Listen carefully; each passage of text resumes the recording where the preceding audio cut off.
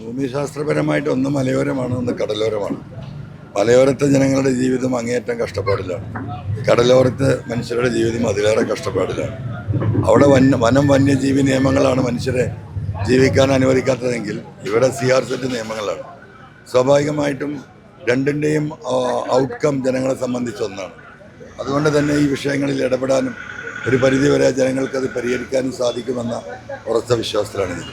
മന്ത്രി പി മുഹമ്മദ് റിയാസ് ഏറ്റവും കൂടുതൽ അച്ചീവ് ചെയ്തൊരു മന്ത്രിയാണെന്നൊരു ഖ്യാതിയുണ്ട്. പക്ഷേ താങ്കൾ ഏറ്റവും ഉന്നയിച്ചത് അടിസ്ഥാനപരമായ വികസനങ്ങളാണ്. ഈ അടിസ്ഥാനപരമായ വികസനങ്ങളിൽ ശരിക്കും താങ്കൾ ഉന്നയിച്ച വിമർശനങ്ങൾക്ക് മറുപടി പറയാൻ മന്ത്രിക്ക് സാധിച്ചിട്ടുണ്ടോ, അതോ താങ്കളെ അവഗണിക്കുകയാണ് ചെയ്തത്? എന്നല്ലല്ലോ അവഗണിക്കുന്നത്. ഞാൻ എൻ്റെ വീട്ടിലെ കാര്യമല്ലല്ലോ ചോദിച്ചത്. എൻ്റെ വീട്ടിലെ കാര്യം ചോദിച്ചെങ്ങനെ അവഗണിക്കുക?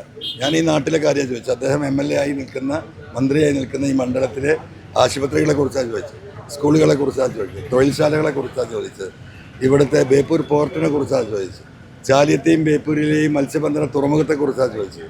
അതിന് ഉത്തരം ആൾ പറയണ്ടേ? ഉത്തരം പറയണല്ലോ. ഉത്തരം പറയാതെ എന്താ അദ്ദേഹം എസ്കേപ്പ് ചെയ്ത് പോകുന്ന? ഒരു ഉത്തരം പറയാനില്ല. ഈ വിഷയങ്ങളിൽ ജനങ്ങളുടെ അടിസ്ഥാന കാര്യങ്ങൾ അദ്ദേഹം ഇടപെട്ടിട്ടില്ല. അതുകൊണ്ടാണത്.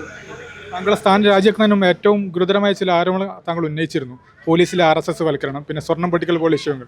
അപ്പോൾ അത്തരം വിഷയങ്ങൾ ഈ തെരഞ്ഞെടുപ്പിൽ താങ്കൾ ഉയർത്താൻ ശ്രമിച്ചിട്ടില്ല.